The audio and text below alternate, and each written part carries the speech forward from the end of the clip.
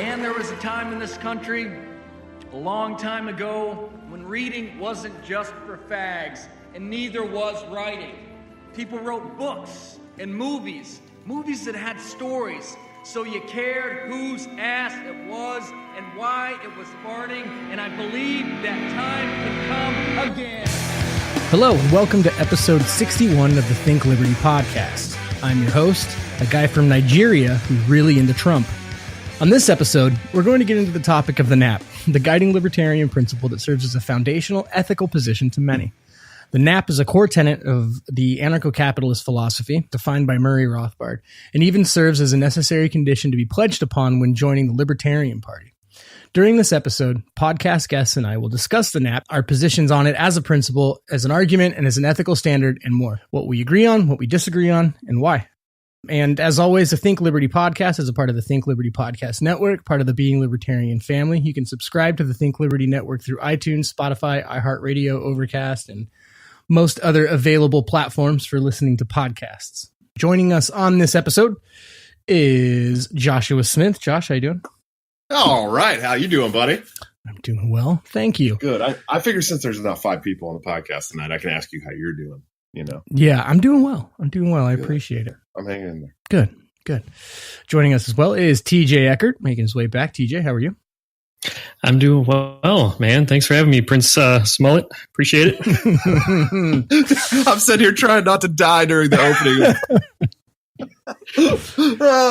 This is MAGA country, boys. This is man. Nothing. How's laying low from the FBI going? I don't know. You know, nothing like 3 o'clock in the morning in downtown Chicago to be MAGA country. You know. Yeah. No, I lived out there for a long time. When I first heard that, I'm like, wait a minute, that doesn't sound right. I hate to be the bearer of bad news, but this is NAP country now, bitch. Oh boy. Also joining us before we get too far into it from his phone, I believe he's in transit and he found a way to make it. Lonie Dupree, how you doing, Lonie?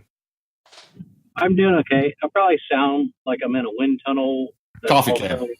Sound like you're in a coffee can. Yeah, it's also within a coffee. But I'm here. I'm kind of in the middle of work, but I am here. You are Hopefully here. I won't have to come out too early or anything like that. But you know. James Weeks once said that bad audio is an actual NAP violation. So. He called it a hate crime. Yeah, well, that's right. Hate crime. Yeah, well, if he said it, it must be NAP or hate crimes exist. So, well. I didn't think James Weeks would actually care about the NAP, so I don't think he does, actually. He doesn't. He calls it a spoof. He called it, yeah. That's why he said that the. I thought he was coming on tonight. Bad audio is a hate crime. No, I might have him on next week. Oh, well, no, because I thought the last time I had checked, this episode was going to be a little more packed than it ended up being. But we had some. That's what I thought too. Yeah, some scheduling issues here. Yeah, I didn't know if I'd even have a seat at this table, so I told you you would. Appreciate it. I told you would. Of course. So, I mean, before we get into it, we usually talk. Now we have a hearty amount to get into, so I don't want to spend too much time getting into it. But I think it was. I don't know if you guys noticed. I wrote like an article for Think Liberty, going over the Smollett case, this whole situation, and it was so when I wrote the article, it was before the Nigerian Trump supporters were brought in by the cops. And I wrote, and the whole like point of the article was like, because, okay, so before anything really like was definitively announced or anything, people were sharing these articles that was like, oh, it was a setup. And then the police pretty much came out and said, no, like there's nothing that we've said has indicated that. So like I made the article trying to be like, hey, don't do the Lincoln Memorial thing. Like you guys are doing the thing again.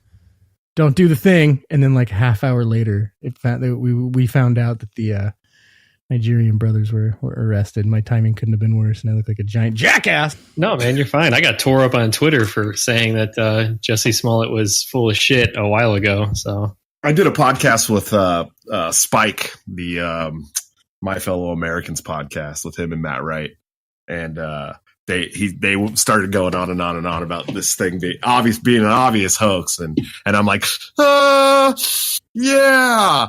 I mean, it doesn't sound so plausible to me, but Yeah. I don't know. But in my head, I'm like, there's no way. Right. I mean, exactly right. Like, it seemed clearly obvious what was going on, but the whole thing is like, you just don't know. And after what happened with the Lincoln Memorial stuff, it's like, maybe just give it a beat. Maybe just wait a second before you start sharing headlines, because you don't you don't know for sure, but anyone who spent any time around conservatives that doesn't view them as like a caricature of themselves kind of knows. He kind of knows. Yeah, I just couldn't. I just was like, and I talked about this during the MAGA hat thing. Is like, I have a strict 3-day policy now. You know what I mean? Like, I'm not going to share my thoughts on any of these national outrages until at least 3 days have passed and more information has come out, because you don't want to. I already wear egg on my face enough.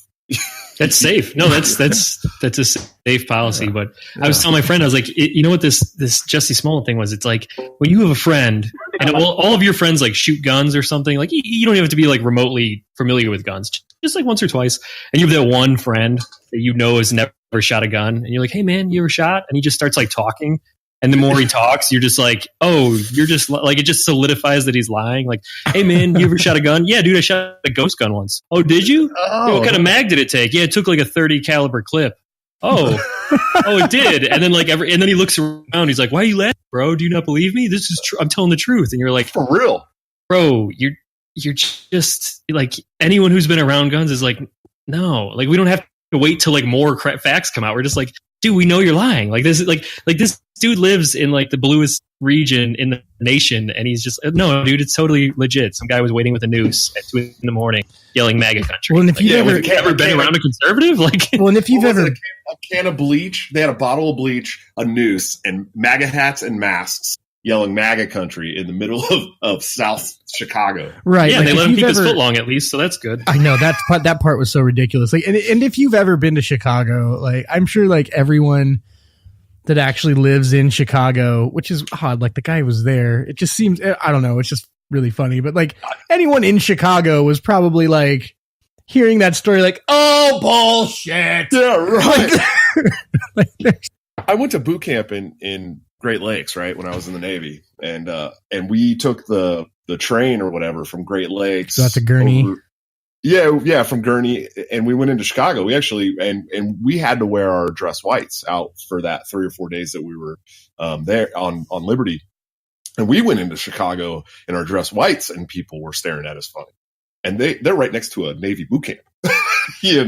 I doubt MAGA hats were walking down the street at 2:00 in South Chicago. Yeah, I mean, look, it's not saying I'm not saying that there's like no Trump supporters or Republicans in Chicago, but the odds of at that time in South Chicago, I'd venture to say there's not a single MAGA hat. Yeah, there's not much. I would say there's not much. And this isn't to defend like MAGA hat wearers, but it's like, come on. I mean, when Democrats extend themselves so far, it's really hard. Like, why are you making me defend Trump supporters? Yeah. Right. That's what they're doing. Right. That's what they're doing. That's exactly what they're doing.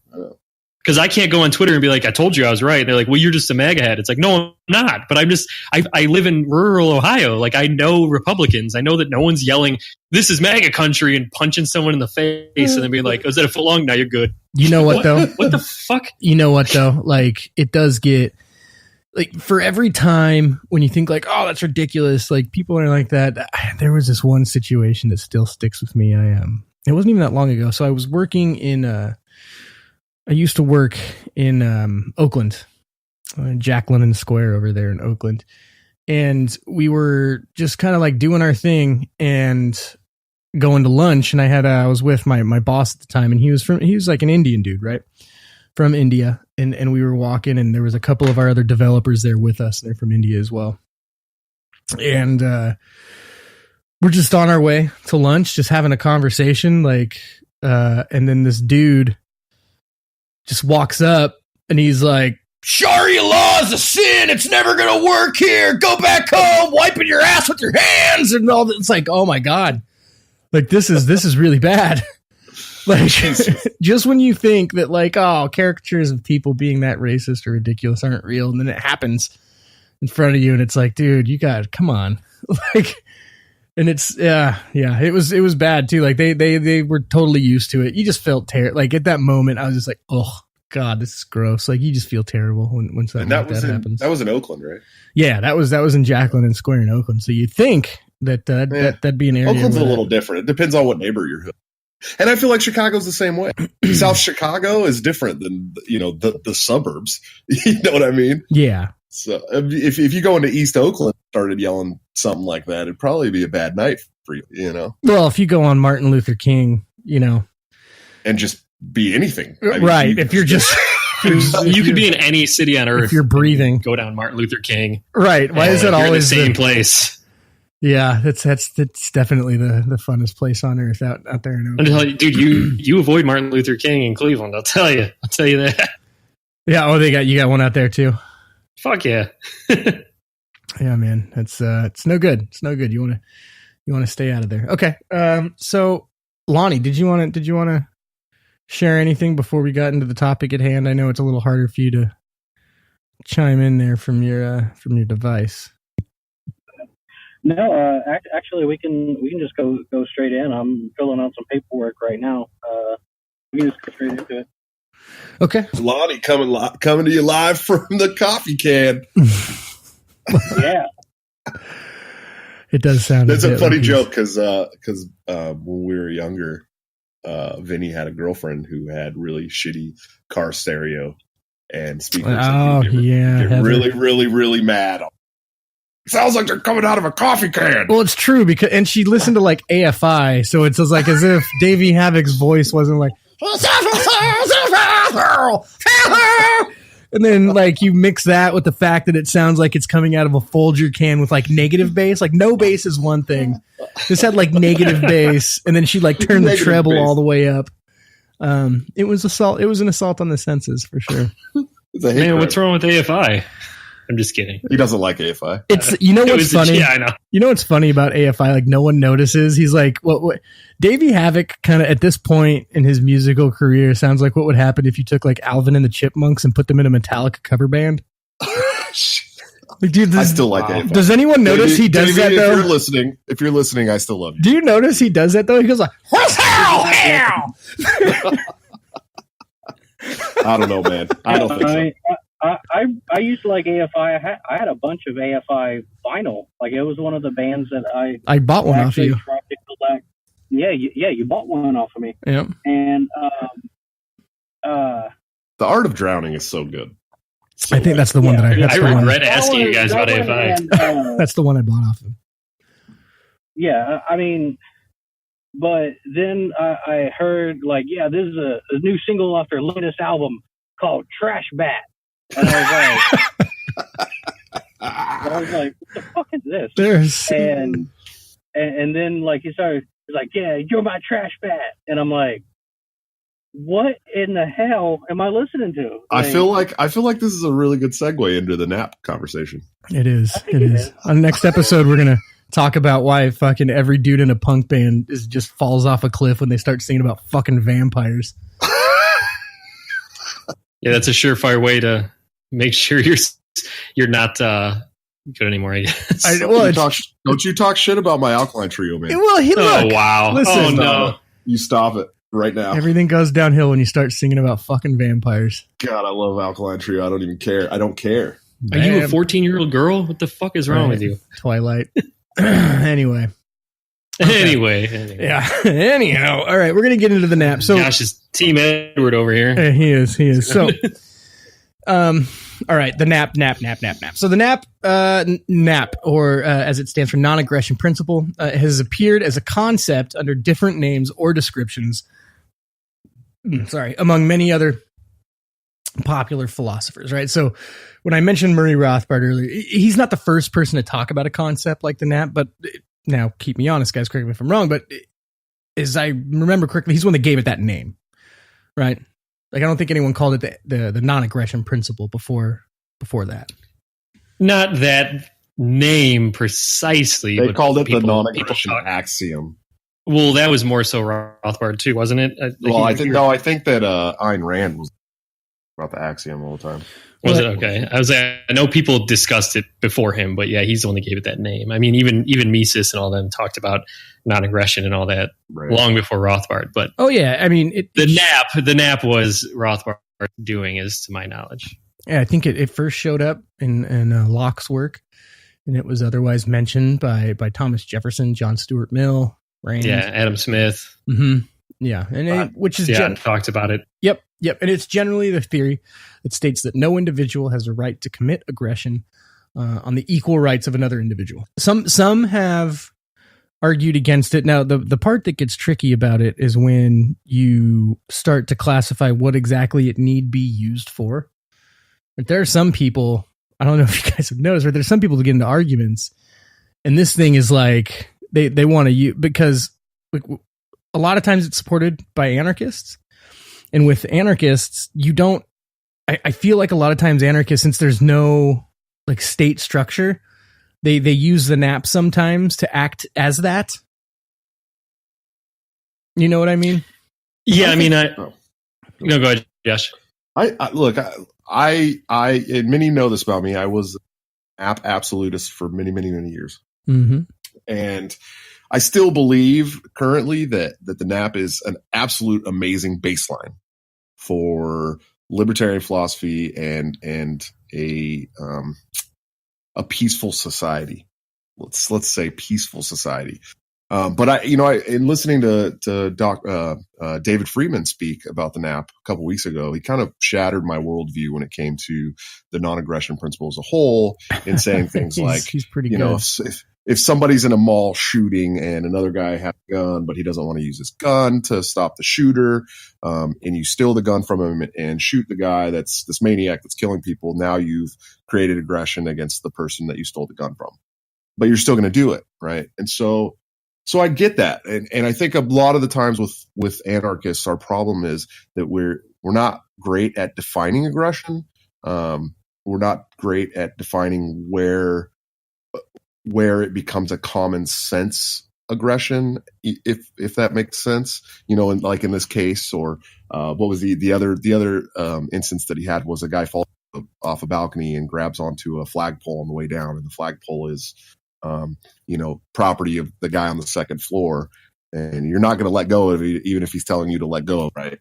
And that's a clear case of aggression, as would be said by anarchists. If you're taking somebody else's property or touching somebody else's property and they don't want you to, it's clear act of aggression. But I just think we haven't been great in clarifying what aggression is and when common sense factors come in and change that. If I could, and we'll get into this a little bit later, but I feel like the nap, when taken too seriously, is a good example of the fact that libertarians actually have clarified aggression, and it's got flaws.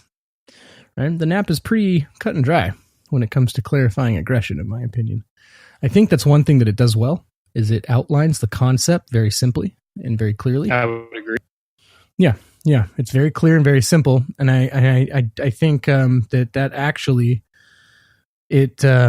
Not to like totally drop a bomb on your head there, Josh, but I'm just saying I think that libertarians actually define aggression pretty well. In saying that, I mean, the nap is pretty simple, pretty easy to understand, but it's flawed, right? So I don't think that it necessarily is a fault of libertarians on defining aggression. I think it's a fault on the principle and how it defines aggression. So hit us with these flaws, Vinny. Let's hear them. Sure. So my opening bit here is I do want to say, like, I actually don't have.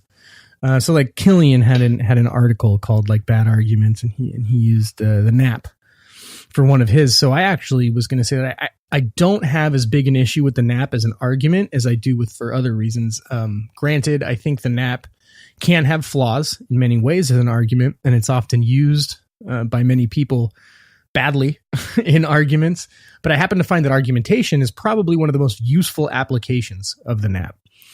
My larger issue with the nap is that libertarians all kind of, they came to find, now generally, right? And this isn't everybody, but libertarians came to find libertarianism because they were asking questions, right? They oppose the way that the state has interpreted law in manners that have allowed it to kind of manipulate and grow itself to levels that the Constitution has stated should have never been possible. So libertarians oppose the way the state arbitrarily decides what everyone wants and what legal precedents that everyone has to follow, what's going to be set and how it's going to affect everyone else.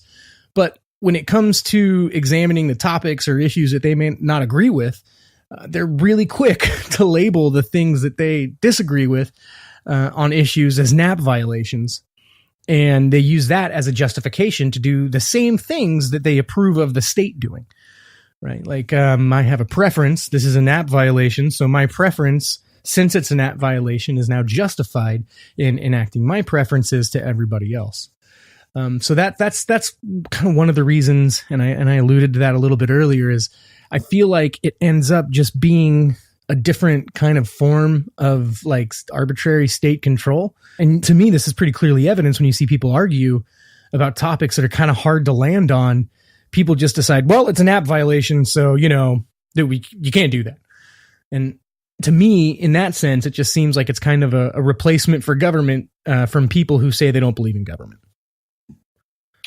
But I guess I would say I would disagree, because I don't know a whole lot of libertarians that are like not new to the philosophy. Mm-hmm. It would make an argument like that. I don't know. At least for me, like I'm an anarchist, but like nothing pisses me off. Almost nothing pisses me off more than when someone will just respond back with like, "Well, yeah, but don't you know that's an app violation?" I'm like, I fucking get the nap. Like that's pretty simple. I Do see you have it anything everywhere. else to add? Like, you know what I mean? I don't know. No, I feel you. Like for the more seasoned people, you don't see it as much. How about you, Josh? Yeah, I don't know. I think that there's some argument where people, definitely I agree with you. Some arguments where people hide behind instead of making it a coherent argument. And I think that it gets muddy on some. We're talking about like the issue of abortion in libertarian circles. Everybody's talking about the nap and the nap this, and the nap violates the mother's it violates the mother's nap to have to carry a baby. It violates the baby's nap to have an abortion. And so, yeah, I can see where it's not. I mean, in those instances, it's not clearly defined because we don't really have an answer. Well, and that's another thing, right? Is it's when people use it as a guiding legal principle, you see when you talk about things like abortion and stuff, how it's not as cut and dry as some people sometimes think it is. I think that libertarians tend to kind of pound on the trope of like, don't hurt people, don't take their stuff, in assuming that every conflict is just kind of really black and white and really simple, and you can always clearly define the aggressor and the victim. But I think that that's a great example of sometimes when it's not that clear. Right. And that's when the nap becomes kind of a subjective concept, and it makes it a little bit tougher in those instances. Yeah, I think we have, I think like I said in the beginning, I think the nap is a wonderful baseline. I do. I think we should strive to be non-aggressive towards our fellow man. I think that's an important thing to rally around. But I do agree that there's places where it's kind of muddy. Yeah, TJ, were you going to say something? Oh, I was going to say that I think that the nap is, kind of going off what Josh says, it's a good baseline. It is. And it's the thing is that with libertarians, the joke is that we have OCD. We have obsessive consistency disorder. So I like using the nap, even though I'm not a nap absolutist. I don't shit on the nap. I appreciate it for what it is, in my opinion, which is that it's a good starting point for people to kind of open their minds to it. If you're talking to someone that's never heard of the nap, it's kind of earth shattering to them. You're talking to someone who's open to the idea of libertarianism but doesn't know it. You talk about not hurting people, not taking their stuff. They're like, wow, that's really good. It's just that if that's where you stop, yeah, there's a lot of shortcomings. And I feel like that's a lot of problem with libertarianism. You get people from the conservative side that don't like Trump, or people from the Democrats that don't like the socialist move.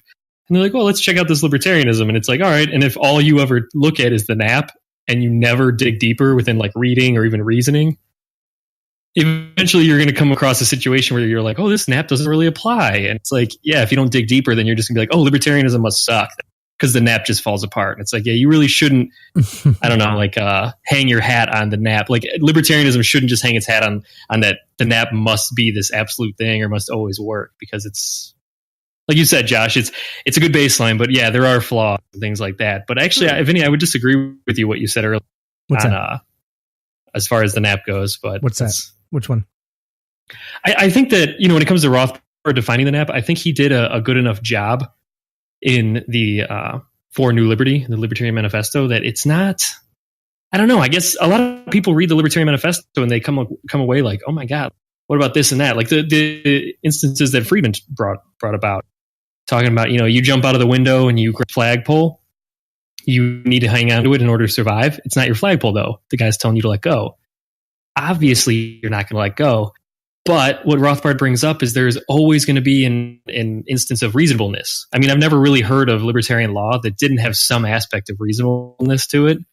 And it just seems like, yeah, we acknowledge that would be a NAP violation, technically, quote unquote NAP violation.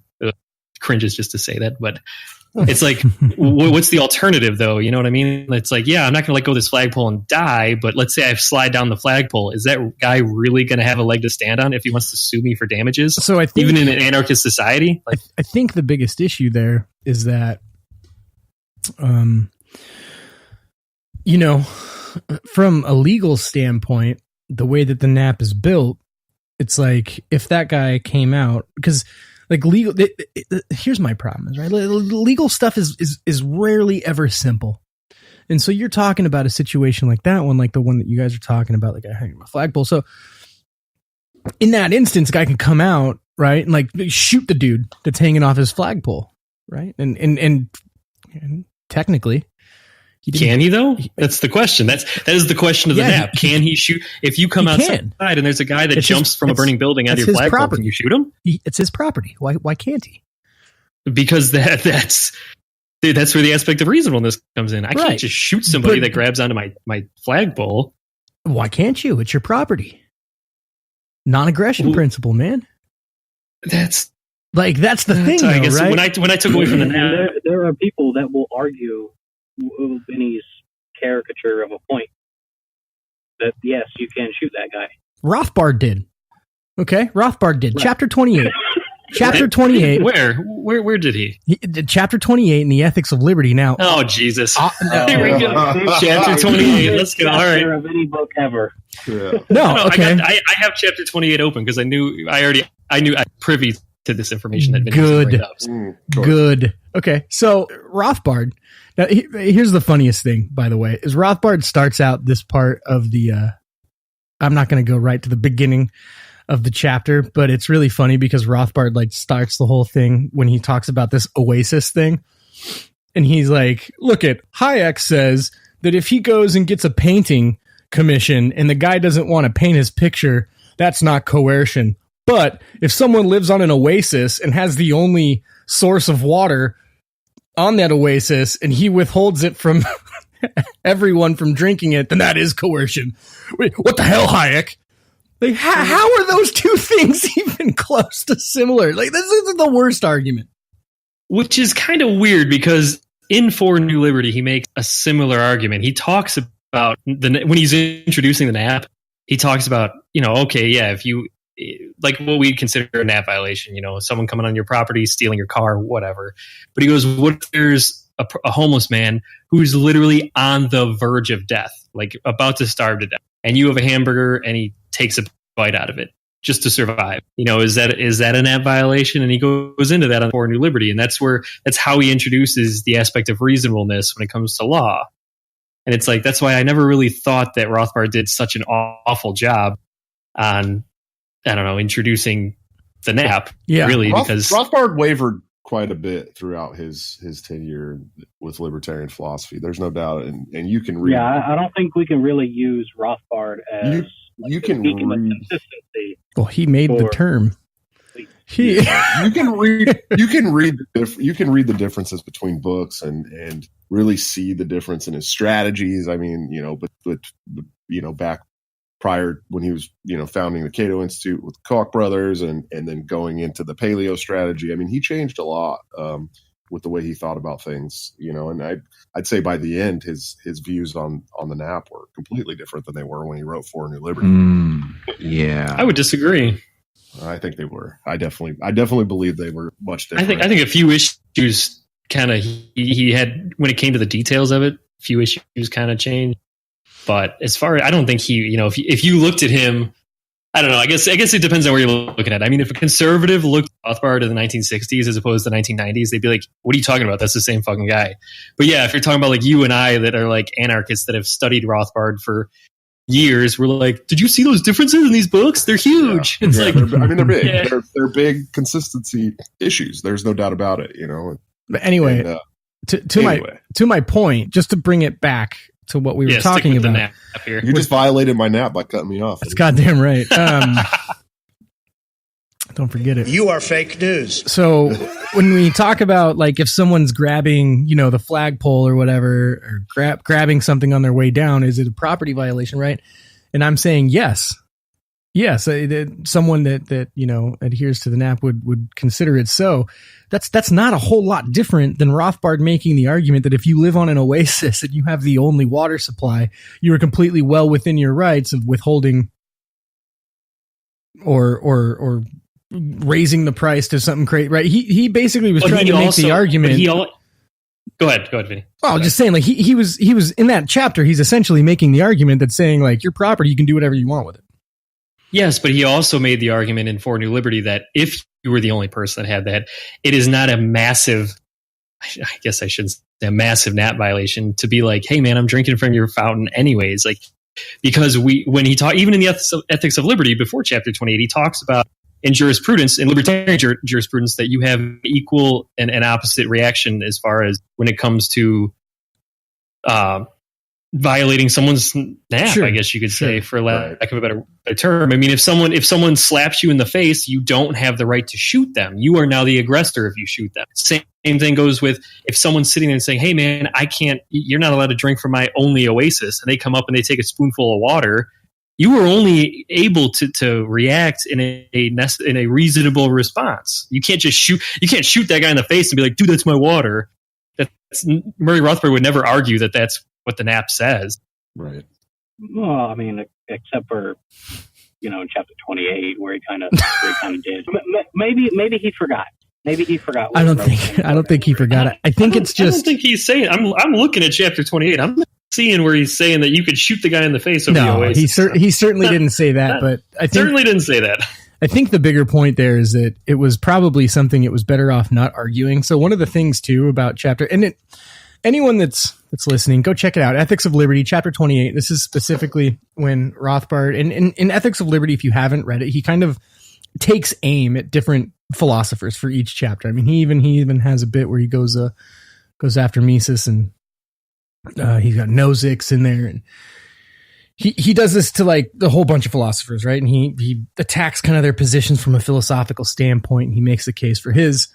And in this one, chapter 28, he goes after Hayek specifically about the way that he views coercion. And I think this is contextual here. It's poignant because when you talk about coercion and aggression, you know, that's got a lot to do with the NAP. And in my opinion, so when I first read chapter 28, it actually showed me just how flawed the NAP was, because I was reading this and I'm thinking, all right, I'm going to read Rothbard pick apart Hayek here. And what ended up happening after that chapter is I really came away thinking Rothbard punched up, he missed, and he exposed himself. Because the first thing I noticed is that Rothbard doesn't even make his own arguments. So that was what was really strange to me. The strangest thing, and it really stuck out, is that Rothbard essentially just kind of parrots arguments from a philosopher named Hamowy, who I guess levied these arguments against Hayek around the 60s, maybe 1960 exactly, when Constitution of Liberty first came out. Granted, Constitution of Liberty is probably the worst book.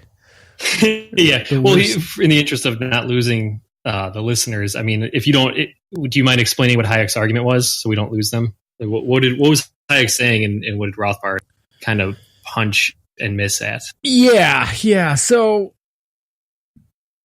what? Let me see here. I'm trying. It's essentially how he outlined coercion, right? And so Hayek looks at coercion a lot differently. So if you look, actually, like if we're going super, super basic, I know that people are like, appeal to definition, but if you go to Merriam-Webster, which is basically where 90% of the rest of like, the population of this country goes for settling on definitions, you're going to see 3 definitions of coercion. One's going to be to compel, to enact or a choice. 2 is going to be to achieve by force or threat. And 3 is going to be to restrain by dominance or force, right? So the very first, right, that doesn't have any mention of force in there. The second does, right? And so essentially what's going on is Hayek is using the first definition. Rothbard is using the second. Rothbard attacks Hayek in this chapter as if there is one objectively true and one objectively false definition for this word. So for Hayek, coercion means any action that can lead to harm. Okay, so with that said, Hayek himself in the Constitution of Liberty said that a nagging wife can be somewhat coercive, right? It's God, isn't that true? It's right. It's someone's actions or something, right? That may compel acts or decisions, right, that could lead to harm, right? And so his definition of coercion is a little bit more flexible or loose, I think, as Rothbard would probably prefer to say. Whereas Rothbard looks at that and he goes, "Oh, that's absolutely foolish. That's not coercion at all, right? There's no aggression there. That's a completely peaceful act." But even though, right, even having said that, Hayek even states clearly it's ridiculous to you can't put her in jail for being a nag. Right, that's not going to happen. Right, so I would agree with that. Well, we can't put him in jail for that. Right, I would agree that a nagging wife does not constitute coercion. No. Is your wife in the room right now? Blink twice if you're in trouble. My wife is not in the room right now, but no, she's. Right. So, a nagging wife does not constitute a. Well, it's also coercion. to consider, right? So Hayek, if you consider when you read Constitution of Liberty, you know that Hayek was speaking of coercion as threatened harm. He repeatedly mentions this throughout his book. So while understanding that there are multiple valid definitions of the term of coercion, like we talked about, to provide an honest critique of Hayek's position doesn't require a ton of homework, right? What Rothbard and Hamowy did was they assigned a definition that they wanted to assign to Hayek's work, so they can argue against that in order to make him look foolish, right? To act like they were dunking on him, right? But if you honestly look at his arguments and you were they though? I mean, were they trying to dunk on Hayek? I mean, yeah, absolutely. I mean, why else? But Rothbard made, like you said, Rothbard took shots at Mises, but it wasn't because Rothbard was trying to make Mises look bad. It was more so they're trying to build off each other's. I mean, like I told you, Rothbard did the same thing with Samuel Edward Konkin. I mean, they critique each other's work to sharpen their own arguments. But look at what they don't like each other. You still want to dunk on people when you're. They do, and I will say, even to that point, to where there does seem to be like a healthy amount of back and forth between these guys. There is something about Hoppe, Rothbard, and Bloch going after Hayek. And it's a repeating theme. Like Hoppe gets after him real. He calls him a social democrat. Yeah. Like we know that. I mean, yes. Hoppe took some shots at him, but yeah, he goes ham on him. Man, it sounds like you're just mad that they took shots at Hayek. I mean, I know you love Hayek. Well, listen, I don't have a problem. Like, so Mises laid out a critique of the Constitution of Liberty that I think is very good, and I agree with most of it. Right? It's just that, like, I think that people take shots at him because, like, he won a Nobel Prize and he, like, a lot of people like him, and they're like, okay, so it's like you go to prison, right? You go look for the biggest guy in the yard. And I don't like it when the arguments are bad. I don't like it when people take dishonest approaches. So, for instance, right, this whole thing, Chapter 28, okay, this was released in 1980, and it's essentially a carbon copy of the arguments made by Hamowy. And the thing is that's crazy about it is Hayek replied to all of it already when Hamowy made these arguments. So you can actually go and type in freedom and coercion, some comments, and Mr. Hamowy's criticism, and it's an article penned by Hayek to reply to Hamowy. So it's really frustrating to me because, like, Rothbard had just some really dishonest approaches in Chapter 28, and so, like, okay, so here we go. Rothbard starts out. Yeah, that's why I don't mean to, like, I don't want to make this episode like all about Chapter 28 and Hayek versus Rothbard here, but yeah, I mean, I agree that Rothbard wasn't the most honest in this chapter. But mind you, it's a 5-page chapter, so it is. But okay, so Rothbard starts it out in his monumental work, The Constitution of Liberty. F.A. Hayek attempts to establish systematic political philosophy on behalf of individual liberty. He begins very well by describing freedom as an absence of coercion. And so here's what's really weird about it: is you can read stuff from Rothbard in his book, and you go right back to Hayek's response to Hamowy, and it's like he's addressing, like, this is how much Rothbard copied Hamowy's arguments. So here's how Hayek responded to that. It was not the main thesis of my book that freedom may be defined as the absence of coercion. Rather, as the first sentence of the first chapter explains, its primary concern is the condition of men in which coercion of some by others is reduced as much as possible in society. Right, so he just lied. But he starts the chapter off lying. And it's already been exposed as a lie and responded to by Hayek 20 years prior. It's a hack job. Like, it's. I love Rothbard. I love his work. Chapter 28 is really bad. It's really, really bad. It's the worst chapter in the book, and this is the same book where the man says, like, a parent can starve their child or, like, sell their child or whatever. You know, and it's still the worst chapter in the book. I still believe that parents should be allowed to sell their children. I just want to point out, I don't recall Rothbard saying they could sell their child. I don't. Well, he made a good argument for. He made an argument for markets of children, child market, right, which I actually agree with. Yeah, I mean, I think it's fine. He totally did say you could starve your kid. Yes. He did say, he said that you had no obligation to keep feeding your child. I understand that. Right. And that is taking it to its logical conclusion. Chapter 28 is still the worst part. So. Again, I feel like this is just kind of caricaturing Murray Rothbard in attempts to, I'm not sure, but yes, he did say these things. But as far as the nap is concerned, well, okay. I don't. There's a reason I went to chapter 28 when we're talking about the nap, though, because in order for so much of Rothbard's philosophy is foundational to those arguments having to be true that he made in that chapter. Right? In order for... So give me an example. Give me an example here.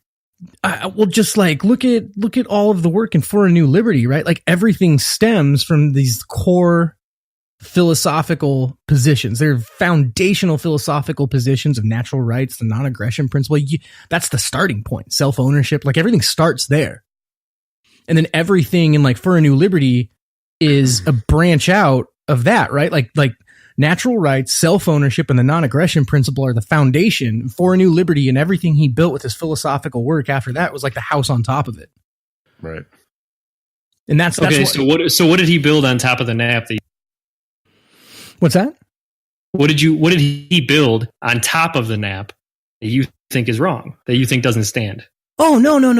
I'm not trying to say that at all. I was just saying, like, I'm not here to pick apart, all of his work, necessarily. I was just saying that, like, you can tell that it's something that had to be done in the way he formed his arguments in that chapter. Right, I certainly wouldn't want to make this like a hate fest on Rothbard. Well, no, I'm not trying to hate on Rothbard. It's just I'm trying to play devil's advocate. I'm not a nap absolutist, but I want to get some kind of like it's a fair question. Disagreements here. Sure. So disagreements as far as like, okay, if you disagree with Rothbard on what he did with the nap, sure, okay, we could move from there. Okay, I have a few. So first, pollution. Right. And he has a great article on pollution in the NAP on like Mises.org, and I'll go ahead and link it in the show notes. But boy, is that messy when you really think about it. Right. So he basically makes the argument that, like, pollution can affect other people, and that's a NAP violation. Like, can you imagine the legal battles, the things of that nature that would come from pollution being a NAP violation?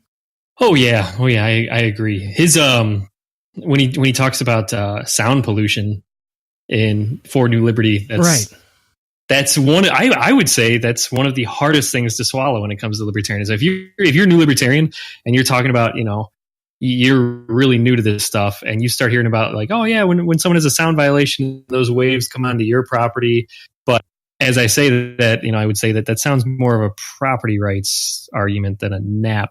No, I guess I could see how they would be intertwined, obviously, but yeah. Well, so yeah, that's tough. So then, what would you say? How do you reconcile that then? How do I reconcile it? Yeah, like if you disagree with Murray Rothbard hinging on the nap and just saying like this is a nap violation, this isn't. How would you? What would your be, or what would your I don't know, alternative be? Do you have an alternative that you would say that's better than that, or? I'm not sure that I have an alternative other than, I tend to favor the Hayekian position here in that you don't say common law, like a discovery of law, right? So it's not exactly that I would say, oh, well, here's what I think would happen, right? It would depend on the area. It would depend on the history of cases that are similar to it. It would depend on a few things. I don't necessarily hate Rothbard's position on it. It's just when you have these kind of like absolutist positions that are like deontological, kind of like objective positions on some things, it just leads to some messy stuff. I would certainly agree. I used to be more deontological, and I've moved more, especially reading David Friedman. The more I read about him, the more I've moved towards consequentialism. But I can't let myself just completely let go of the nap and let go of Rothbard's work because I just find it so foundational. I don't know. I love Rothbard's work. I don't think he necessarily screwed up. No, I don't think anything that he did was wrong. I just think that he left the opening to build on it. Like I think Hoppe did a great job building on it with argumentation ethics and things like that. Yeah. No, and I agree. Like, again, I don't want it to sound like I'm hating on the guy. There's still plenty of his work that I really love a lot. When I read For a New Liberty, that was absolutely mind-blowing to me.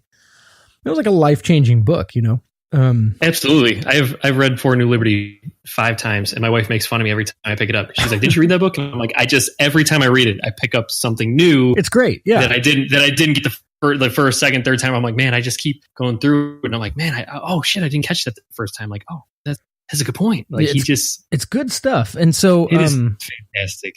Another thing that's you were asking about like arguments against an app, right? So this one I've always thought is really crazy is when you talk about property rights, how about property above or below your property? I love that argument. It's again, Walter Block just is the man on where does he go with it? I haven't heard that. Oh my God. Have you ever read the privatization of roads and highways? I haven't read a bunch of blogs. Fantastic. So he talked. Walter Block is probably amazing. Yeah, he's probably my favorite great. Besides Rothbard. So he talks about it. Let's just say you had a highway, okay, and you're the only person in the city that has a highway, and you felt like charging $20 per car, and that's outrageous. Let's just say that's an outrageous sum. Why is it considered? Supposedly, why should I consider it a nap violation if someone else comes along and says, "Well, listen, I'm gonna tunnel underneath your highway, and I'm going to charge $1 a car"? Is that a nap violation? Would you say so, Vinny, or no? No. Why does all this sound like cartoons? Because we're libertarians. We're libertarians, Lonnie. We don't live in the real world. This is the problem here. Everything sounds like it's out of a freaking cartoon. We're just going to tunnel under it. What if I get a lump of dynamite and I try to stop the Roadrunner from? It's like everything sounds like something out of the Looney Tunes. Okay, well, so let's. Problem whenever we have these kind of discussions. Well, you could make it more relevant. I could sit there and say that, all right, I'm sitting in my backyard sunbathing, and a plane flies over my property at 5,000 feet. Who has more? Is he violating my nap? Because do I own 5,000 feet up from my property? I mean, when a plane flies over your house, do you have the right to shoot it down? No, I don't. No. Like, you can do whatever you want. You can shoot somebody in the face because they looked at you funny. Sorry, I didn't mean to. Go ahead, Lonnie. It's ridiculous to even think about. Like, why are we even considering these kind of? Well, I think these thought experiments they serve a purpose because you have to. It's a trolley problem. It's a trolley problem. Oh, do you pull the lever or not?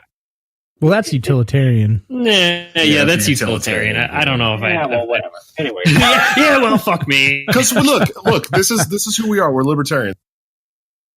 And I think this is one of our biggest We have problems. OCD. We have obsessive consistency I think disorder. this is one of our biggest problems. Let me explain. So I think one of the biggest problems is really bad about talking about how to use our ideals in a practical way today to roll back the state. But we're really good about talking about utopian ideals and what we would do if we came to this juncture where there was no more state. But the fact of the matter is that there is still a state, and we do have to find a way to roll back that state if we ever even want to get an eighth of the way to these utopian ideals. And I think that, there's people like Lonie who get upset because we're constantly arguing about stuff we have literally no say so in. And instead of working on the things that we can change now, so I get both sides of the argument, because I do like to talk. I think the thought, like TJ said, the thought experiment's great. It really does help open people's minds when they start learning about non-aggression and how that the state uses aggression and has a monopoly on this centralized aggression. And so it's an important thought experiment, but I do think that we're historically very bad about talking about relevant issues and how to roll those back. And I think that's right. We suck at moving away from the thought experiment. Yeah. Right. Yeah. If I'm trying to explain any of this to somebody, they're like, so what do you, I'm like, I'm not going to tell them I'm an anarcho-capitalist. I'm going to be like, I'm a libertarian. It's kind of a little softball kind of thing. You're like, okay, well, tell me more about that. I'm not going to be like, all right, just picture yourself, you're sunbathing, and this plane flies over you, blocks your sun. What you going to do about that, bro? Well, but that's the whole point of the conversation, is that what Walter Block says is that you actually don't have a right to stop that plane from blocking your sun. It's not. Well, it's not like we're sitting there saying that your land, the idea that you buy this piece of property, and that piece of property, as far as the dimensions go, is 50 feet wide and 60 feet deep and 10,000 feet tall. Right. That's not how that works. And that's why, we work these out. But I think this is one of the good things for me. The problems, that I see with people trying to use the nap, they lean too much on it. And they're right. Like Vinny mentioned earlier, like about the preferences. Okay, well, this is my preference. I don't like people getting their kids circumcised. So circumcision is a nap violation. Right. Okay, how are you going to enforce it? Yeah, right. Well, I think this is one of the things. This is one of the reasons why. That's the other problem. Dick police. This is one of the reasons why I've enjoyed working in politics is because it's given me the opportunity to start looking at some of the more practical uses for our philosophy. And like learning from Larry, speaking to your audience is super, super important. But even saying that, you can't join the LP unless you sign a pledge that says you worship the nap. Yeah. Anyways, I wouldn't know. I'm not a member of the LP. So, but here's the thing: I'm just saying, you can't say. Okay, that well, let me finish. No, please go ahead. How about let me finish? Go ahead. You finish, and then I got something else. So it's the Libertarian Party wants you to not use aggression. That's an important part of our philosophy. It's an important part of why the Libertarian Party was built. What we're doing is trying to roll back the aggression from a centralized monopoly on force, right? That's what we're doing. That's our mission. That's our goal. How we go about that might be a little different for the Libertarian Party, because we want to get people into positions not to obtain power, but to relinquish power, to let some of that state force go, right? Mm-hmm. We still, like, I've learned by working through politics how to speak to your audience. Like Larry Sharp says, we don't have to say free market all the time, because that just immediately scares the left right off. You can say consumer driven market, and people they understand, because they're consumers, that they are a part of a consumer driven market, and the market should be consumer driven. And so, I think we're getting into the weeds a lot here, but the problem is that we're really bad at making practical things that need to happen now, as opposed to the utopian dream that we're all looking for. Right. Well, my whole point is, then why do you have people pledge to it when they join the party?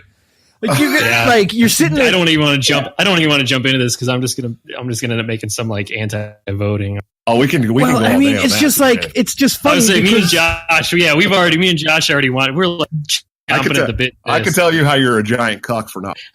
Okay. But look.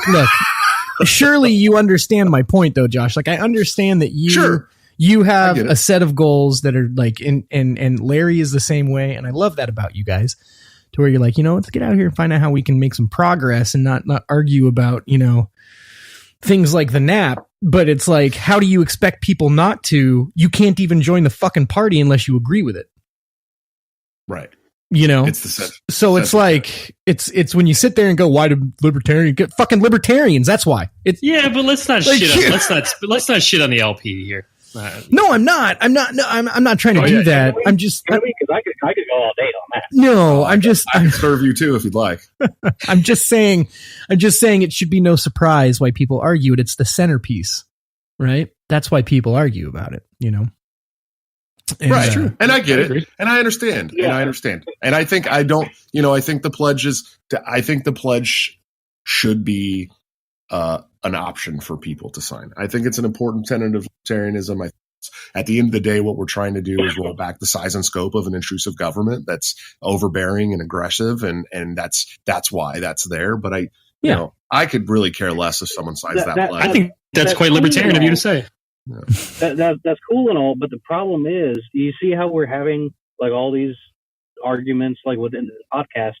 You have them signed a pledge, so they're committed to the NAP or married to it or whatever it is. They marry the NAP whenever they join the LP, whatever the process is. So then they start having all these arguments about what is and isn't a NAP violation or aggression or whatever. This is why, you know, you have the pro-life and the pro-choice people constantly arguing. You know, aggression is clearly defined in the dictionary. However, what you have a problem where people can't agree on what is and isn't aggression. And then they constantly go back and forth and, I'm not going to support this person and all this kind of stuff. And it gets kind of nowhere. I don't think that's as big of a problem in the party as you think it is. I think the big really issue. Look at how about that girl? How about that girl with the? Why do I see it all the time? How about that girl with the text messages? The kid that committed suicide. I think that's a I don't know. I think that's example. A really muddy situation, and we had that conversation before. But Lonie, I think to your point, I think that the big argument in the party as that revolves around the NAP is the abortion issue, and that's stemming from a plank in our platform. So that is an insolvable problem. That is not a solvable problem. No, it's not. Right.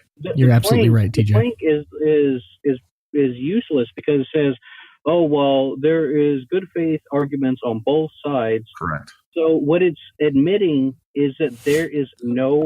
I'm a centrist. I believe in nothing. Define whether or not abortion is or is not a NAP violation. It is clearly saying the NAP is useless in this because we don't know. The NAP is 100% useless. Some people are going to be pro-life. I don't know. In that aspect, in the abortion argument, the NAP is totally useless. Let's just be honest. Both sides. I'm not even a sides fan could of the use party, it. but I'm gonna sit here and say that like there's no way that if you are going to go the political route, it is impossible to solve abortion through the political route. It is impossible. You can't. And it always will be. It'll create a black market. We've had this conversation on the same podcast a million times. The government creates. That's the way it goes. I mean, if you're as the Libertarian Party, you must believe that you need some sort of government, right? Like because the Libertarian Party is running for that government position. That's actually false. So the goal is to get people. As stated in the bylaws of the Libertarian Party, there are two distinct goals. One is to win elections. But to win elections, to shut up, to relinquish power, not to gain power. That's always been the Libertarian Party goal. And the party was partly founded by Murray Rothbard. If you're not aware of that, you are now. Yeah. And so, but that and then the other stated goal bylaws is education. And I think that if we can put our stupid utopian differences aside and start using that education aspect of the Libertarian Party, we'll do a lot more than what we now. But I think that the biggest problem with the party is that all the members of the party are constantly looking inward instead of outward. They're not looking at what issues we can affect. And unite tomorrow or they're looking at each other thinking, okay, who can we try and push out of the party and fight? I agree. I would agree with that. What I meant by that was that if you were to ever believe in any whatsoever, is that you either have to protect your life or your property. And abortion is the one issue that human beings deal with where it conflates the two. You cannot separate them. They're inseparable. You either deal with the property you either deal with the life of the mother or the property. It's just the child has a life or the property of the mother, meaning the body, her body. And it's just, they're inseparable because it's the one issue where a human being, if you believe that, is literally living inside another human being. And it's just like, that's why whenever someone brings up abortion is in regards to the nap, I'm like, dude, that is, you're choosing this one. It's like when people sit there and they argue abortion, they're like, well, what about that chick that was raped by her father? And it's like, okay, but you're choosing the one issue that is just fucked up. Like, you're going the unwise route. Yeah, like if you want to talk nap in any other issue on Earth, we could have that. We could hash that out. But you want to talk about abortion? It's like, Jesus Christ, you're picking the worst. Worst issue to hash that out. You know what else is super nebulous? And you'll probably hate me for this, but the concept. I feel like I want to strangle you right now. Yeah, I already want to strangle you too, buddy. I love you. You're not even speaking yet. I love you guys. The concept of self ownership. Oh no. Now, let me find a fucking. See, I know. I need to go ahead. I know. See, but the thing is, though, is it's like I get it for the most part, but it's I'm telling Eric July on you. That's fine. That's okay. Me and Eric are good. We're cool. No, it's just nebulous, right? I don't. It's not that I when people talk about it is. Yes. Okay. You own a car. What's nebulous about it? Okay. So you own a car, right? Okay. You can transfer ownership of that car. With everything other than fucking ANCAP self-ownership, you can transfer ownership. You can't fucking transfer ownership of yourself. Sure you can. No, fuck no, you can't. What are you talking about, bro? What the fuck are you talking Consciousness. about? Consciousness is not transferable. Because that's ownership. Because in every other single instance of using this word, you can transfer ownership. You had to go real deep there to try and make it nebulous. No, it is nebulous. It is. Because I can't transfer my consciousness, I can't own a car? Is that what you're saying? No. I'm just saying. I'm trying to Kathy Newman you right here. Like, no. I think I get what he's saying. I think. Sure. Ownership, assigning ownership to something. In every other instance where we use ownership, you can transfer ownership. Am I hearing you right? Like, listen, Kathy.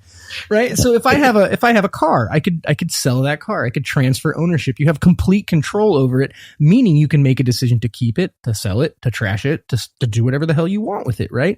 You have no such options with yourself. It's not like you. True. It's not like that's not true at all. No, it is true. It's not like you can just go to someone and say, "Hey, you want to watch movies behind my eyes for a while?" Like, you can't do that. You can do whatever you want, man. No, you just can't. Shoot someone in the face. You can't transfer. Well, where is it? I gotta play it now. If you gotta get like, you can do whatever you want. You can shoot somebody in the face because they looked at you funny. No, I know. Shut up, Kyle.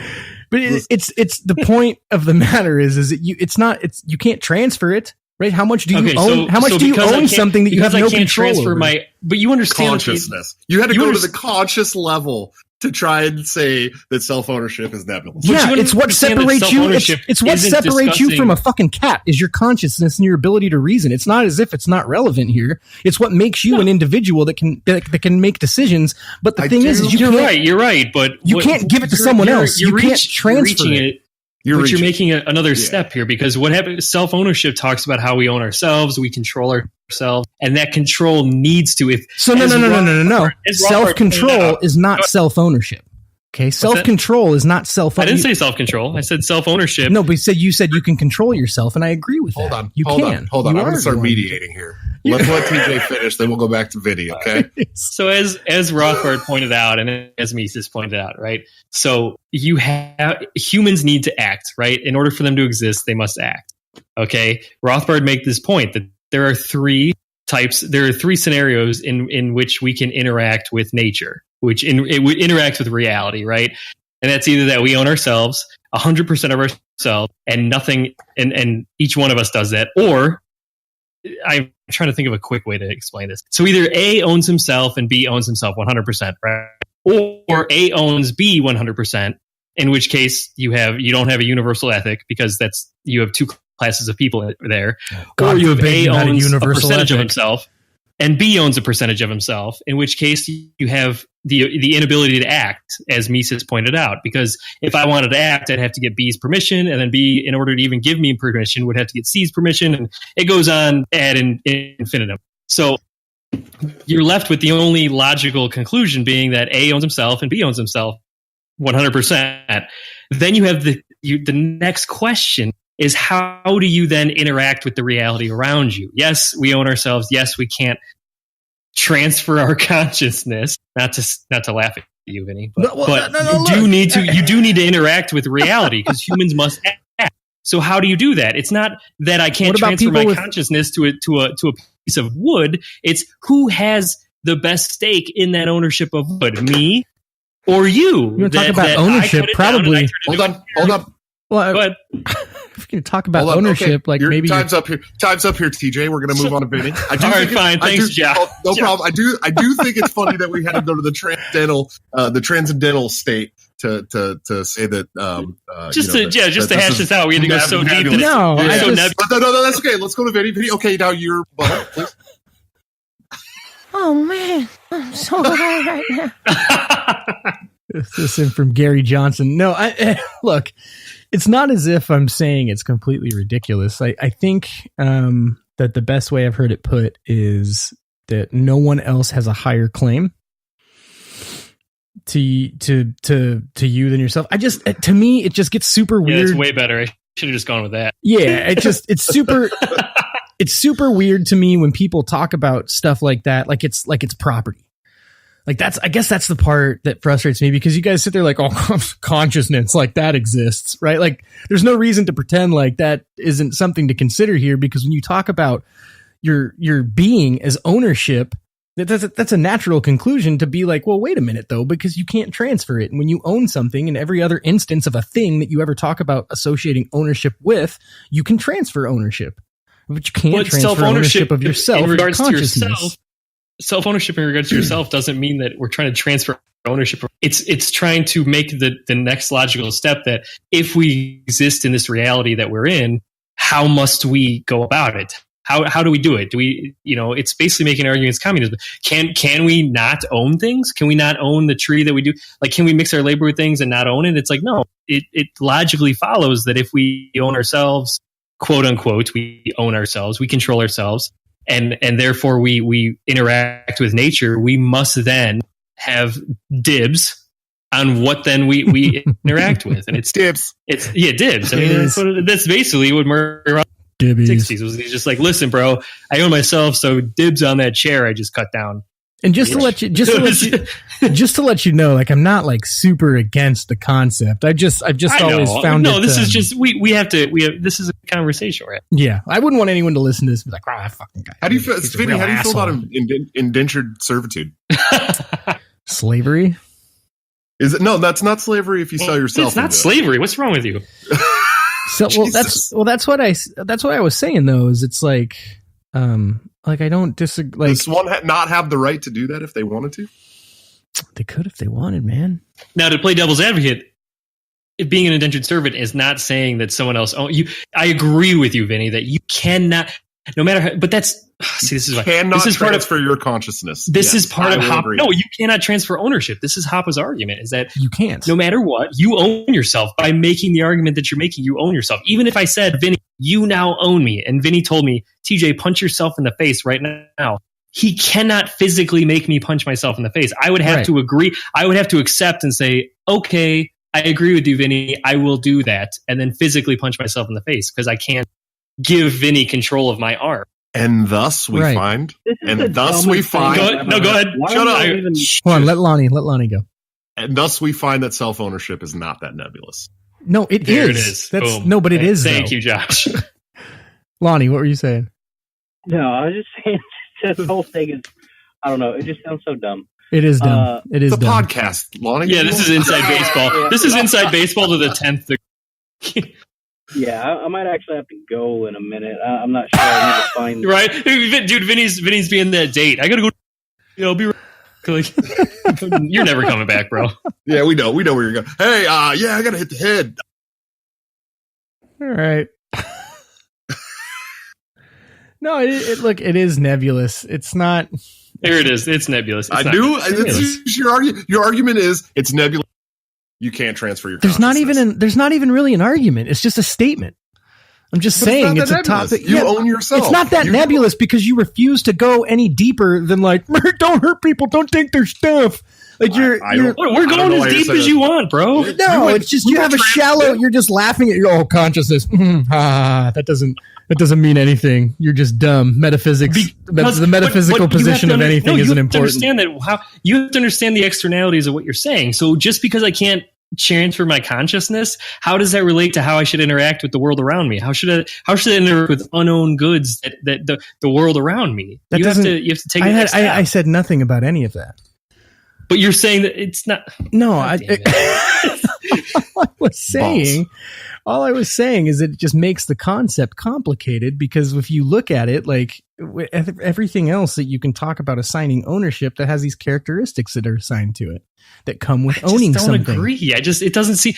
Just because I can't transfer my consciousness doesn't mean that because I cut down a tree, I shouldn't. Like it should be complicated. That like, should you own it? Like, dude, fuck off with that shit. Like, I don't know how to explain it. Like, it's just. It seems like the way I've always understood it was especially when Hoppa made the argument, like that was the whole reason for my being able to own what I mix my labor with. It's like because I can't transfer my consciousness, no one else has a claim on it besides me. Like so that's it. Well, like I said, that's better arguments for it make it a little easier to understand. Like, so when you talk about like Hoppa and Rothbard and their argument was like, well, no one has a higher claim to you than yourself. Like, to me, that's fine. You're okay, we'll set it there and move on. Yeah, that's the economist in you, compared to what? Like, that's what you have to ask. Like, yeah. Yeah. For me, it's like on the side of argumentation. Like, I've seen people go back and forth on like self-ownership and stuff like that. And there's been times where people are like, look, I'm going to classify self-ownership as the ability to control myself and no one else can control me. So that's where I'm going to put that definition there. And then some people are just like, well, self-ownership, bro. I own myself, man. Well, what do you mean by that? Well, it doesn't have to mean anything. That's just what I am. Okay. Well, I mean, I get like people go down this weird rabbit hole. They're like, I own my, and it's okay. And then you get into this weird kind of cross arguments where it's like, do you actually own your labor? Like, is your labor something you own? Or is it like, whatever? We don't need to get into it. Well, that's why this stuff is interesting. I mean, it's interesting to go over. I just found that. What I think as libertarians, a lot of times we get into that argument. We could keep going down all these arguments, but like we own our labor, but we don't always own the product of our labor, right? And so that's kind of a strange. That could get a little nebulous for some people. It's not that nebulous, bro. It's not that nebulous, bro. I swear to God. I'm never using the word nebulous again. I never want to hear the word nebulous again. Right. It's not that nebulous. One of these times, although we'll have to talk about voting. One of these times. You are fake news. We can talk about voting all day. Like I said, I can tell you why you're a cuck for not defensively voting. Oh, shit. You starting out with ad hominems does not bode well for you. I know. Jeez, guy. Like, just getting all frustrated. There's another problem, too. I think it'd be a funny ass episode if we just got like, we should just like play a drink where we have to like, anytime you're calling each other names or whatever, like we all get a drink. Whoever just ends up not passing out first while we're arguing about voting. I'll be the first drunk one. Voting is rape. Like we're just like yelling at each other.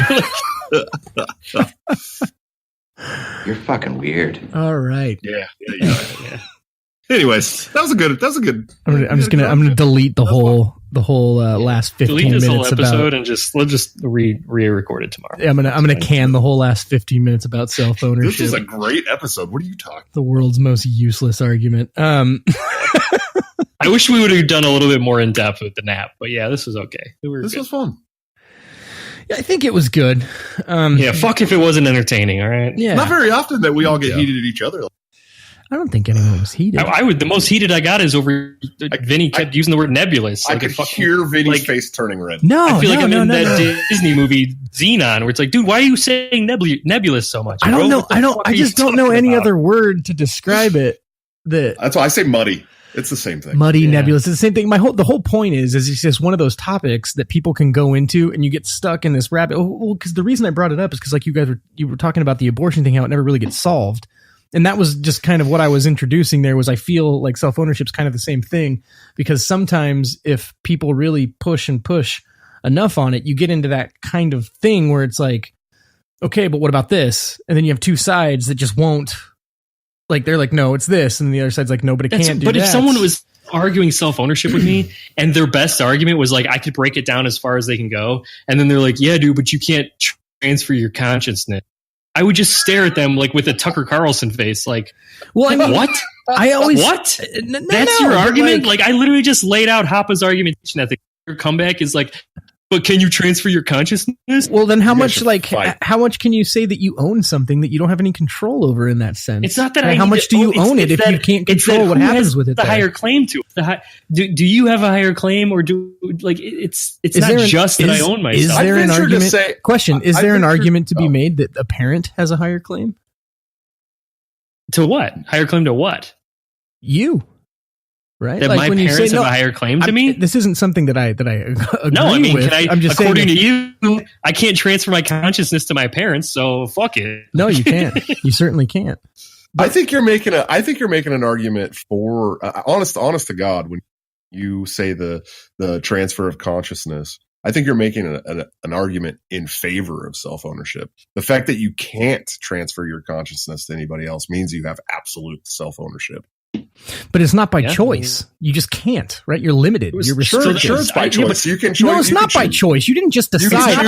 I could give someone else. But what do you like? Do you have some sort of like? How do you feel about suicide? That you end it. You don't give it to somebody. Yeah, you don't transfer it. So you do have ultimate control over it. At the end of the day, you have ultimate control. That's true. Over your own stuff. It sounds like you have some type of. Like, I don't know, you're upset with reality that you like can't transfer conscious. Like, I don't know. How does Jordan Peterson say? Like it just seems like a. I don't know. I'm drawing. I was just playing the devil's advocate. It's not a position I'm super passionate about. It's just something that I think when people have made those kind of like statements, it's interesting to me. I don't think they're completely valueless. I think that it's an interesting discussion. And when I've heard like the parent thing. Like that is curious. It's like, okay, so then you kind of like talk about this like Sorty's paradox type thing, which also applies to some nap stuff where it's like, okay, so at up until a certain point, parents are responsible for their kids. Parents are in charge of their kids, but then they're not at a certain point. And then it's like, okay, yes and no. I mean, that's no, that's yes absolutely a yes. I think it's absolutely a yes, you bitch. Well, you don't just let your kid out into the wild and go on its own, right? You are responsible for that child, right? But I think Robert everyone would said, agree. You technically could, yeah. But no one does. No one does. That's in foreign liberty land. That's the essence of libertarianism. That's it right there. Is that yes, you could, but no one does because culturally we would ostracize the fuck out of someone that literally had a 1-year-old and just said, hey, be free, go out into the woods. We'd be like, what the fuck is wrong with you, bro? There's an aspect of reasonableness to all of this. No, totally. Common sense should dictate. Totally. But like, so when someone says like, well, who has a higher claim? And you'll go, okay, well, what about your parents? And people like laugh at it, but it's not that weird. Because for a long time, no. But you could say... But listen, claim the child certainly does, but it's like you have again. Here comes the reasonableness, where it's like, yeah, the child has the higher claim, but it's like at a certain point they don't. But who decides when they don't? Right? Who decides? That's the person that makes the decision. That's why libertarianism followed up with a culture that has this sort of because it has to. It has to, yes, absolutely. Yes, you but it's because there and say it's not because that's the best part of that's the best part of the nap is that if we had an anarchist society, there would certainly be sectors of people that would sit there and let 1-year-olds, I don't know, do whatever the fuck they want, go off in the woods and die. There would be. There probably would be. Those people would be ostracized from people like you and I that would be like, listen, your parents are making the decisions until you're old enough to sort your shit out. Yeah, but I mean, I don't. We might be told by those people letting the 1-year-olds walk in the woods, be like, by not letting him fucking do his own thing. We'd be like, okay, we might be, but we're not going to let them. Like, it's just, that's why libertarianism needs to be complemented with something else besides the nap. I'm with it. I'm with it. I was just saying that to point out that the arguments aren't that absurd, right? When you think about it. well, they certainly are nebulous. And I swear, Vinny to say it. I didn't say it. Oh man, I didn't say it. I just because like when I presented these things, I feel like you guys were like, "You're a fucking retard," and it's like it's when you hear it unpacked, it's not as if it's completely ridiculous. I got way too stoned for this. Oh my God. Okay. Josh, what's all that bullshit that you're doing later with Jeff Dice and Tom Wood? Do you want to mention that again for people listening? Next year, buddy. Why don't you talk about stuff that people can go check out? Oh, you guys want to know what I'm going to be doing? So yeah, go ahead. Currently, I'm scheduled to be in Ohio, the last weekend of June April, May. Last weekend of May into June I'll be in Ohio speaking. The first weekend in May, I'll be in Florida, in Tampa Bay, Florida, at the Libertarian Party Florida State Convention, where I will be sitting on 2 panels, which I found out are both breakfast panels. Thanks, guys. I believe Saturday morning will breakfast be the panel. Yeah, so it's like we're speaking during breakfast time, but I'll be with Jeff Dice and Tom Woods hosting that panel as far as Mises stuff, and then the Sunday morning panel is Libertarian Party leadership with me, Alex Merced, Karen Ann Harlos, and Stephen Nikela. So that'll be a lot of fun, and that's hosted by Matt Welsh from Reason. I'm also working on a movie right now. Well, Jesus, working on marketing for a movie called Living in. Here's this. Please go over to Living in Liberty. You cut out some. Yeah, Living in Liberty on Facebook, or livinginlibertymovie.com is the website. So check us out. Me and a good friend of mine, James, from Think Liberty, will be traveling around to do interviews and make a documentary of the entire freedom movement, not just the Libertarian Party. And the Kickstarter for that will go live this week. So if you guys want to check out the rewards tiers there's going to be some really cool stuff for you if you feel so obliged. You have a nebulous schedule, Joshua. I do have a nebulous schedule. Yeah, you do. Whereabouts are you going to be in Ohio, Josh? Is it Toledo? I think Toledo. Don't say Cleveland. Well, I think it's. Let me find my damn phone. I don't like. Dude, if you're around Cleveland, man, we should meet. I think we're going to be in Toledo, I believe. Oh, I went to school in Toledo. You don't want to go there. No. It's a shithole. Let me see here. Anyways, I think the great Dustin Nana was the one who invited us, so. Oh, there you go. Yeah, that's May 31st through June 2nd in the Toledo area. Sucks to be me right now. Yeah, it's very nebulous to be me right now. Very nebulous. Very nebulous. How about you guys? What do you got going on over the next couple of months? Shit, I'm trying to get this podcast recorded every week. It is in Toledo. Oh, okay. You're gonna be in Toledo for 4 days. How many days is that? And it's 3, and it's the Libertarian off-year conference. So if you looked up the Libertarian Party, I might have to drive out to Toledo for that. That sounds. Yeah, there's going to be some good speakers there. I mean, it's only like an hour and a half drive for me. And then we're going to get you involved with the Libertarian Party in Ohio. Nah, I'll have to tell everyone that. Dude, just get me if you get me on stage, I'll be like, yo, vote rape, and I'll just drop it. I'll be like, it's super nebulous. Boom, throw it down. Hey, let me ask you a question. So, and we can segue this into a whole nother episode on voting if you'd like. So if you were in prison, say you were in prison, right? And you had there it is. There was you and 5 or 10 other people, and this one guy every night, 7 nights a week, he raped you guys. And we're so gonna get it tonight. One guy, and the warden came to raping you, 10 of us. And no, listen, and the warden came to you and said, "Hey, look, we're gonna hold a." And if you guys, if you want to vote, that's fine. But we're going to hold a vote on whether we should roll back 2 days of rape. I guarantee you'd go and vote to roll back those 2 days of rape. Even though it's not 7. Now it's not 7 days of rape. It's only 5 days of rape, and it sucks, but it doesn't suck as much. I'm pretty sure you can take that vote. Okay, but if everyone voted to increase the rape except for me, would that make the rape suddenly like legit? If I was like, yeah, man, I'm going to vote no. That's what people are doing to you now. Is that exactly? So like, why is it legitimate? Okay, I just want to point out that this is hilarious. This is the same guy that's saying that my argument actually gave credence to the other side of the argument. Correct. But that's what people are doing to you now. So So if you're looking at it from a defensive aspect, let me just ask you this then. All right, so let's say you're a libertarian, right? Let's say you're running for office. You run for president. You, Josh, like you are running for president. Oh, yeah, like let's just say you're president. You're running for president of the United States. Let's just say, yeah.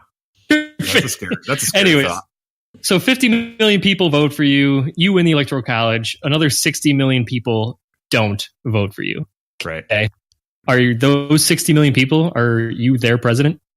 I mean, I wouldn't think so. Okay, so you would let those people do what they want. Correct, but that's me. I'm a libertarian. Okay, so then and I'm exactly. And my whole goal in politics is to relinquish power. Do you think that had that same scenario happened to Gary Johnson, that he would have just let 60 million people be like, yeah, he's not my president? And no, not at all. But so then how is voting stick to dude, I'm going to use it right here. Boom. How is voting not a NAP violation? So are you listening? Are you going to let me finish? Yeah, I'm just okay. So my justification for Gary Johnson, and I'm not a big Gary Johnson fan. Anyone I have no idea what's going on. I didn't vote for him in 2012. Let's just put it that way. I believe that Gary Johnson truly would have rolled back some force, coercion, and at the end of the day, but wouldn't that be less force? Coercion? Less force is better than more force, always. And so, if you're voting in defense, and this is the same argument that Walter Block will make, if you're voting in defense, that's okay. If you're voting to impose more force on me, that's not okay. That's where the breakdown is, and especially between the anarchists. Like, I think that we get so caught up in those utopian dreams that we forget that you can still go vote on things that are going to roll back force to yourself and your fellow man. I guess if you think that voting is going to ever roll back, I take the Michael Malice. Sure, we can sit around all day and say, what has it done so far? You know, and that's what's fine. that. No, I was just I was finishing your. You're never ever going to get, like, right now. You're not going to roll back the state by not voting, and you're not going to, and you're just not. People sure aren't rolling it back by voting either. But you're not going to. Yeah, you're not going to roll it back by voting. Sure. No. And the problem with that is motor mouth. Hold on, calm down. If you look, but if you look, 60% of the population doesn't vote. That's why. But if you, that's not even why. if 100% of the people voted, you still. It's wouldn't not why. get it. You don't understand, right? It's a different argument that TJ's making. What he's saying is that people like voting has been around for a long time, and let's go ahead and look at the data, right? Let's look at the stats, tail of the tape. Let's see where voting has led us, right? The more, what's your alternative solution? The more people that vote has led to the worst situations as far as my solution is stop letting everyone else vote on what the fuck happens to me. That's the solution. That'd be awesome. That's the solution. Well, but the problem is that getting there, stopping people from voting for you, is not going to be reached by voting against other people. Like, you're not going to vote against other people and then be like, one day be like, oh, hey, guess what happened? Now no one's able to vote against me because I voted against everyone else. Okay, but you're also forgetting not every person, right? So now we have initiative here to get rid of the Melrose tax, which creates unneeded tax burden in Antioch, right? And should I not go vote yes on repealing that tax? No, I agree that for little things like that. But if you think you just said that you basically just said that voting it doesn't change anything and it doesn't do anything good. No, I said that voting will never result in anything regarding you're talking about big libertarian picture. You said that it's to relinquish control. Correct. And if you keep voting, the most you're going to do is little tiny things like, oh, I defeated this status tax. I defeated this little tiny tax here. It's less tax that me and my and that's all. But in the long run, what you're doing is perpetuating the system of tax. Yeah, you beat this one. Do you think that system is ever going to end in your? No. But that's why I'm not going to partake in it. That's why I don't partake in it. I don't. And that's fine. And that's fine. But at the end of the day, we have the opportunity to go around and educate people enough to where either they'll defeat little taxes around their city. Why not? I mean, at the end of the day, feel politics the most locally, anyways. I think that's the best argument you have for voting is that localism over federalism for sure. For sure, I would 100% be on board. but I still think that like the most you're doing, like I think that Rand Paul is absolutely honorable for what he's doing, but what he's doing is simply putting a wrench in what's going on. Like if we were looking at, like Jason said, heading towards statism, all Rand Paul does is kind of slow those wheels down and like grind it and like, but he's never going to reverse the bus. You're never going to sit there and be like, of course. It doesn't matter to nobody. Oh, it doesn't matter. So not even by himself or anything. It's just like I said, look at the tape. Look at history. Look at what's happened. If we had 20 Rand Pauls in the Senate, are you saying that wouldn't help? We're not gonna because of voting. It would certainly slow down the bus more. It would slow down the bus from 50 miles an hour to 30 as opposed to. You don't think anything would start getting rolled back? It wouldn't. You would not turn that bus around in the other direction. Ever. No, you would not. No. Well, We they're wouldn't not. get rid of any taxes. Any of the healthcare bullshit. I'm sure they would, but that's not what he's talking about. He's talking about on a larger scale. I am too. Yeah, no, you wouldn't. No, you wouldn't. There's no. You could have 500. You could have 530 or whatever. 500 and I'm drawn too drunk. I think that's extremely short. How the hell many people? 535 people in the Congress. I don't know. You're not. You could have 535 Rand Pauls. I'd imagine there's more than 35 people in the Senate because there's at least one Senate. No, I said 535. Oh, there's 435 in the House and 100. Right. No, it's not going to happen. It's not going to happen. Well, yeah, and it's even like you're wrong. It's got a lot to do with stuff that isn't even just about like whether you're an R or you're in a D, right? There's so much fucking money invested. Well, at the end of the day, it comes down to what Michael politicians. It's that politics is the failure of persuasion, and that people who need leaders in their lives are not qualified to choose them. If you need a leader in your life, you're not qualified to. That's very. I think why voting fails. I think you're living in your utopian dream. I don't know. I think that's a pretty good argument. That'd be great. I'd love to live there. I'd love to live in your utopian dream. That'd be great. And then just not pay taxes. And it's not that I'm not going to pay taxes. It's just that I'm not going to partake in the system. It's just the amount that my vote matters. Literally doesn't. It's not going to change the election, and it's also not going to defeat the system. So it's like if I vote. Yeah, sure. You'd be like, oh man, you put your vote in and you're going to beat the system. It's like, no, you're not. No, all you're really doing is perpetuating the system. Defense as a defense mechanism. Yeah, but trying to be defensive against a state-backed coercion. And so the way I look at it is this. So let's just say, like you said, right, Josh? So taking your argument, if you had a presidential election where 100% of the people that were voters or eligible to vote voted, what would happen? You'd have a winner of the election. That's it. Same thing you have now. You have a winner and a loser. If every single person on Earth or in the United States voted, you'd still have a winner and loser. And it's everyone in the United States. That's what a loser is. What happens if you reverse that? What if 0 people voted? That'd be great. It's never going to happen in our lifetime. That'd be great. But the point is that I'd rather contribute to the one that I think is more effective. Yeah, sure. It's more likely that 0 people are going to vote. You're right. The polls aren't going to open and literally nobody in the whole country shows up. You're right. But working towards your argument, even if you did get every single person in the United States to vote, at the end of the day, all you're going to end up with is a winner of a political election, which is just what if it's a libertarian? What's he going to do? Is he really going to force everyone that didn't vote for him to subdue to his will?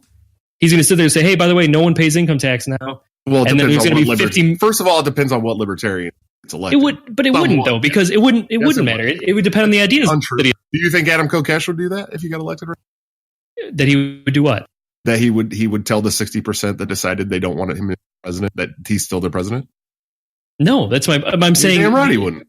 Yeah, that's the point. Is that so? You'd still have 60% of people that voted that would want to keep paying taxes. That would be sitting there going, "Okay, well, this dude is admitting that, and he's willing to let me do what I want. So we're just going to acknowledge that Hillary Clinton's going to be our president, and then you're just going to end up with this weird fucking collision of like people, and it's just like, all right, wouldn't you rather just not partake in this fucked up situation? And you're like, dude, I'm just gonna not vote. No, I'd rather work to roll it back so that I don't have to continue to deal with this unneeded bullshit. But you just admitted that even if you rolled it back to the point of getting a presidential nominee and winning the presidential nominee, that you'd still end up with this weird. You wouldn't end up with a president that can roll anything back because you wouldn't be willing to admit to that. You wouldn't be willing to impose your will against another 60 million people. You inferred that. I never. So would you be willing to impose your will on 60 million people that didn't vote for you? How would I be imposing my? If you were the president and there were 60 million people that didn't vote, but you still won the Electoral College, would you still dictate your wishes among those along those 60 million people that didn't vote for you? What do you mean, my wishes? You sitting there saying, "Let's stop being so nebulous." You're right. You're right. So you win the presidency, right, through the Electoral College, but there's 60 million people that didn't vote for you. They voted for someone else. Cool. You sit there and say, "Hey, I want to roll back income tax." Are you going to force those people to say, yes, "Hey, you don't have to pay"? Yes, I'm going to roll back income so tax. So you're imposing your wishes on a bunch of people that didn't vote. Do you think that it? Do you think that? First of all, our problem with this, our problem. So you're not really libertarian at that point because you're TJ. Let me finish. So I love you, Josh. Just so you know, I love you. So listen, as long as I'm not forcefully doing anything to these people, I don't care. Look, if I'm saying here, I'm going to give you your money back. That's not me forcing my wishes on them. It is if they don't want to. If they don't want it back. Wrong. No, if they. No, I'm saying if they don't. If they don't want. I'm not saying. I'm saying if they don't want you as their president. What they don't want me as my if I was you the presidency, I'm shutting down the White House. Okay, that's that is the right answer in my opinion. Yes, right. That's why I agree with. As much as I really don't care for Adam Kokesh, like that's the right answer. It's like if you win the presidency, the one thing you should do is just shut that shit down. You shouldn't sit there being like, "Oh, I'm going to do this and this and this." No, government assets. I think it's easier just to wake them up to just not fucking participate in the system. Like if I could wake somebody up to participate and vote for what you just said, those radical ideas, it'd be easier just to tell them, just dude, just stay home. Just stay home. Which is what they're doing now. You're not, which is fine. Anything. Let those motherfuckers stay home. Perfect. You're not changing anything. Get the people that are showing up to vote. Get them to stay home. Wake those motherfuckers up. Sure, that'd be great. Go do it. Or do we? What you said? 60% of people already stay home. So why don't you focus on the 40? What's more plausible? Focus on the 40 that are there. Focus on the 40 that are showing up. What's more plausible? We wake the 60% up to say, "Hey, let's get some people in here that are going to shit back," or to go down to the other 40% that are voting, that are tribalistic, chest beating team sporters, and get them to change sides. You know what though? Hold on, real quick. I just want to interject. Numbers wise. If you are trying, 60% is bigger than 40, so I'd rather focus on the 40. And if you are trying to get any of those 60% involved in politics, a good way to go about it is probably not going to be telling them that parents are within their legal rights to leave their children starving. Oh wait. Yeah, it's true. I'd rather just focus on the 40% and be like, "Listen, why don't you stay home because you ain't doing shit." Well, you know what's also never going to happen? Get those 60% all show up. I don't know you to dissolve the government. I think non-voters are a bigger success for us than the 40% that are chest beating tribalistic team sporters will ever. But technically, you're being a chest beating tribalistic voter right now because you want them to vote for. Yeah, you want them to vote for your team as opposed to the other team. Sure, I do, because my team's going to stop. Is going to try and roll back the centralized state apparatus. Well, the other team's going to roll back inequality and sure they are, and poverty. So it's like what makes you?